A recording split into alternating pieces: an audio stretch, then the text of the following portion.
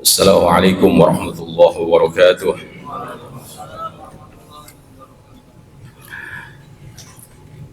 Alhamdulillahi rabbil alamin. Alhamdulillahi wa kafa wassalatu wassalamu ala sayyidina wa maulana Muhammadin al-Mustafa wa ala alihi wa ashabihi ahli sidqi wal wafa, amma ba'd. Hadirin jamaah salat zuhur yang dimuliakan Allah Subhanahu wa taala. Bersyukur kita kepada Allah Subhanahu wa taala, salawat dan salam kita sampaikan kepada baginda Rasulullah Muhammad sallallahu alaihi wa alihi wasallam. Ketika seorang sahabat Nabi bernama Uqbah bin Amir bertanya kepada Rasulullah Muhammad sallallahu alaihi wasallam,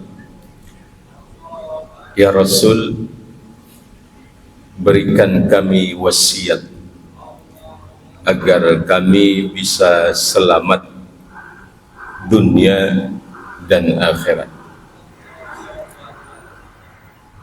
Kemudian baginda Rasul Muhammad sallallahu alaihi wa alihi wasallam menjawab dengan ungkapan, "Jika engkau ingin selamat dunia dan akhiratmu, yang pertama adalah amlik alaika lisanak wal yasa'ka baituk wa abki ala khati'atik." Hadirin rahimani wa rahimakumullah, hari ini kita itu sudah berada melewati pertengahan bulan Sya'ban. Bulan Sya'ban itu menjadi pintu gerbangnya masuknya bulan Ramadan.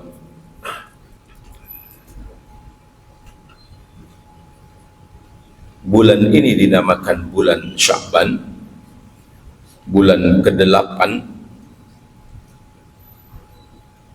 di bulan tahun Hijriah, karena bulan Sya'ban itu di mana bulan itu satu kebaikan akan tumbuh banyak cabangnya. Rasulullah mengatakan, li'anna sya'bana yatasha'abu fihi khairun katsir. Karena bulan itu dinamakan bulan Sya'ban,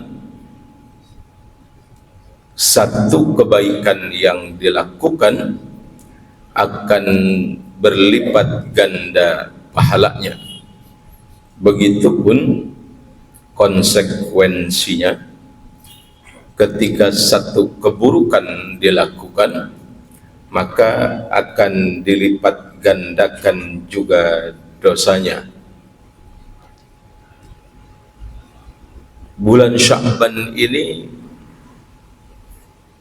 kata Nabi, bulan yang banyak dilupakan orang. Ada orang yang menganggap bahwa bulan Sya'ban ini hanya bulan biasa, tidak ada keistimewaan di dalamnya, sehingga ketika masuk bulan Sya'ban tidak ada kebaikan yang signifikan yang bisa dilakukan, dan tidak ada kebaikan yang bisa meningkat dari bulan Sya'ban atau sebelum bulan Sya'ban itu datang. Sehingga hari ini ketika kita mengikuti wasiatnya Rasulullah, apa yang harus kita lakukan jika kita sudah berada melewati pertengahan bulan Sya'ban ini, agar perbuatan itu menjadi bagian kebaikan yang terus bertambah yang bisa kita kumpulkan, yang sekaligus kebaikan itu bisa menyelamatkan kehidupan dunia dan akhirat kita. Rasulullah mengatakan yang pertama, amlik alaika lisanak, sebagai wasiat kepada Uqbah bin Amir. Jika ingin selamat, maka kuasailah lisanmu. Wala yakubbun nas ilan nar illa hasaidu alsinatihim. Berapa banyak manusia yang dilemparkan ke nerakanya Allah kecuali karena sebab dari lisan-lisan mereka.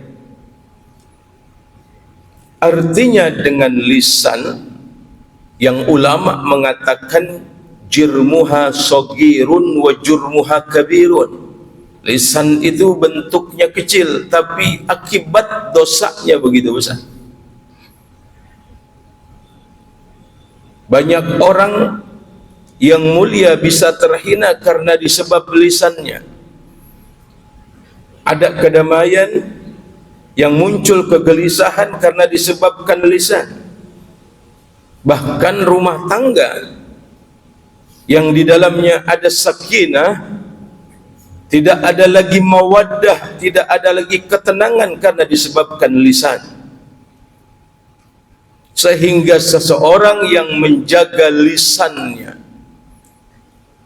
berarti orang itu sudah memperbanyak kebaikan yang sudah dikumpulkannya. Bagaimana kita kuasai lisan ini agar tidak keluar perkataan-perkataan yang merendahkan orang lain? Kita jaga lisan kita ini agar tidak keluar ucapan-ucapan yang menyakitkan hati orang lain.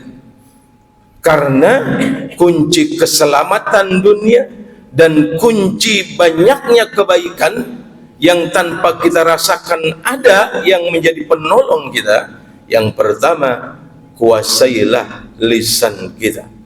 Man kana yu'minu billah wal yaumil akhir falyakul khairan aw liyasmut. Orang beriman itu selalu berkata perkataan yang baik. Jika dia tidak mampu berkata yang baik, maka diammu itu ada kebaikan di dalamnya. Hadirin rahimani wa rahimakumullah. Sampai Al-Quran menyampaikan peringatan keras buat kita. Kalau ada seseorang yang memanggil orang lain dengan panggilan keburukan, Al-Quran memberikan peringatan, wala talmizu anfusakum wala tanabazu bil alqab bi'sal ismul fusuqu ba'dal iman wa man lam yatub fa ulaika humul zalimun. Kalau ada orang yang membiasakan dirinya memanggil orang lain dengan panggilan keburukan setelah dia mengaku beriman, maka orang itu masuk kepada kelompok orang-orang yang fasik. Jika dia tidak bertaubat kepada Allah, pada akhirnya orang itu Allah akan kelompokkan masuk kepada kelompok-kelompok orang yang zalim. Jaga lisan menjadi bagian menambah kebaikan yang sudah kita kumpulkan dan menjadikan pintu keselamatan dunia dan akhirat kita. Yang kedua, kata Rasulullah, wasiat kepada Uqbah bin Amir, wal yasa'ka baituk, hendaklah engkau punya kelapangan hati, hidup penuh dengan rasa syukur, menerima apa yang menjadi takdir Allah Subhanahu wa ta'ala. Karena seseorang yang mampu menerima takdir Allah, maka mudah mendapatkan taufiknya.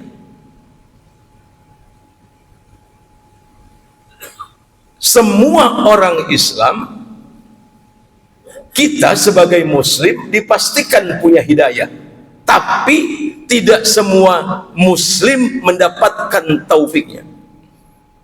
Hidayah itu petunjuk. Kita menjadi muslim karena sebab hidayah, tapi tidak semua muslim mendapatkan taufik.